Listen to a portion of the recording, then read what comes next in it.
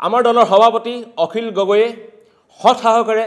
মুখ্যমন্ত্ৰী হিমন্ত বিশ্ব শৰ্মাক কালি প্ৰত্যেকটো কথাৰ প্ৰত্যুত্তৰ দিছে যদিও আমাৰ দলৰ সভাপতি অখিল গগৈয়ে অভিমন্যুৰ দৰে অকলে যুঁজিব লগা হৈছে চক্ৰবিহুত সমাই যুঁজিব লগা হৈছে শাসকৰ পক্ষৰ ৮০ জনতকৈ প্ৰায় ৯০ জন বিধায়কৰ বিৰুদ্ধে অকলশৰে যুঁজিব লগা হৈছে কিন্তু আমাৰ বিধায়ক আমাৰ দলৰ সভাপতি শিৱসাগৰ সমষ্টিৰ বিধায়ক অখিল গগৈয়ে বীৰত্বৰে সাহসেৰে কালি মুখ্যমন্ত্ৰীৰ বিৰুদ্ধে যুঁজিছে সাহসেৰে সদনত মুখ্যমন্ত্ৰীৰ মিথ্যাচাৰ দঙাই দিছে সাহস আৰু বীৰত্বৰে মুখ্যমন্ত্ৰীৰ অতীতৰ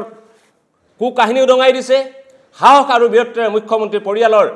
লগত সম্পৰ্ক থকা বাগানৰ কথা উল্লেখ কৰিছে আমি এইভাবে আমি ৰাইজ দলৰ সকলো কৰ্মী হৈ আমাৰ দলৰ সভাপতিক যি তেখেতৰ বলিষ্ঠ আৰু বীৰত্বপূৰ্ণ ভূমিকা তাৰ বাবে আমি অভিবাদন জ্ঞাপন কৰিছোঁ কিন্তু আমি দেখা পাইছোঁ কালি জ্যেষ্ঠ কংগ্ৰেছী নেতা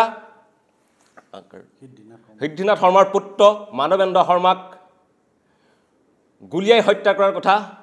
অসম বিধানসভাত আলোচিত হৈছিল এই কথা উত্থাপন কৰিছিল আমাৰ দলৰ বিধায়ক সভাপতি অখিল গগৈ ডাঙৰীয়াই আমাৰ সভাপতি অখিল গগৈ ডাঙৰীয়াই কালি মুখ্যমন্ত্ৰী বাগানৰ পৰিয়ালৰ মাটি এৰি দিবনে এই কথা উত্থাপন কৰিছিল এই সমগ্ৰ ঘটনাৱলীত দেখা পাইছোঁ যে শাসকৰ পক্ষৰ প্ৰায় ৯০ জন বিধায়কৰ বিৰুদ্ধে আমাৰ দলৰ সভাপতি অখিল গগৈয়ে অকলশৰীয়া এখন যুঁজ দিব লগা হৈছে আমি আশা ৰাখিছিলোঁ অসমৰ পৰিৱৰ্তনকামী জনগণে আশা ৰাখিছিল যে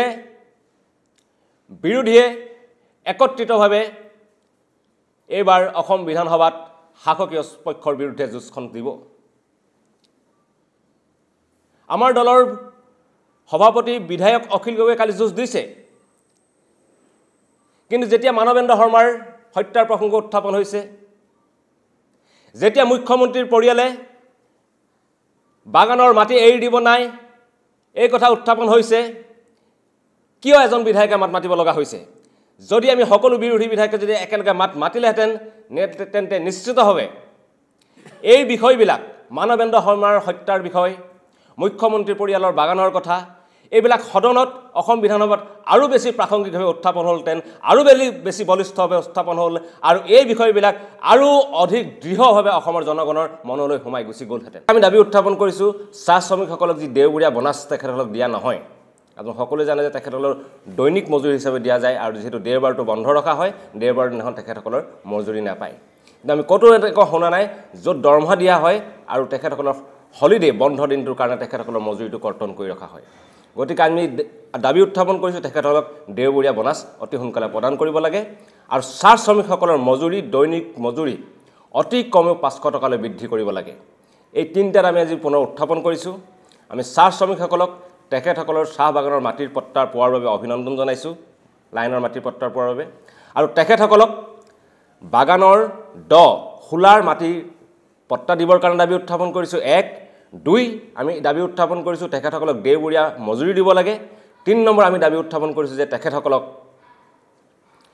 মজুৰি চাহ শ্ৰমিকৰ মজুৰি অতি কমেও 500 টকালৈ উত্থাপন কৰিব লাগে বৃদ্ধি কৰিব লাগে আৰু তাতকৈও এটা ডাঙৰ বিষয়ে আজি মন্ত্ৰী গোটৰ প্ৰতিবেদন দাখিল হ'ব ইতিমধ্যে সংবাদ মাধ্যমত খবৰ প্ৰকাশ পাইছে যে আহোম চুতীয়া আৰু চাহ জনগোষ্ঠীক ST উপত্যকা ST ভেলি দিব কিন্তু আমি চাহ জনগোষ্ঠীসকলে আহোমসকলে বা আমি চুতীয়াসকলে ST ভিৰ কাৰণে কোনো আন্দোলন কৰি থকা নাছিল ইমান দিনা আমি সংগ্ৰাম কৰি আছোঁ ST প্লেইনছ ST P কাৰণে কাৰণ আমি জানো যে ভাৰতীয় সংবিধানত ST কাৰণে দুটাই আছে ST প্লেইনছ আৰু ST হিলছ কোনো ST ভি নাই গতিকে ST ভি দি যাতে আমাক টুপি পিন্ধোৱা নহয় আৰু আমি ভাবোঁ যে চাহ জনগোষ্ঠীসকলৰ অন্যতম এটা দাবী ST P দিয়াৰ যি দাবী সেই দাবীও হিমন্ত বিশ্ব শৰ্মা চৰকাৰে পূৰণ কৰাৰ ক্ষেত্ৰত পদক্ষেপ গ্ৰহণ কৰিব যদিও তেখেতসকলে নোৱাৰে এইটো কেন্দ্ৰীয় চৰকাৰৰ বিষয়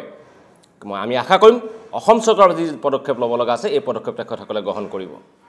এতিয়া আমি দেখা পাইছোঁ কালি যেতিয়া এই বিধেয়কখনক লৈ বিতৰ্ক উত্থাপন হৈছে মুখ্যমন্ত্ৰীয়ে বক্তৃতা প্ৰসংগত কৈছে তেখেতক হেনো ডিব্ৰুগড়ৰ চাহ বাগানৰ মালিকে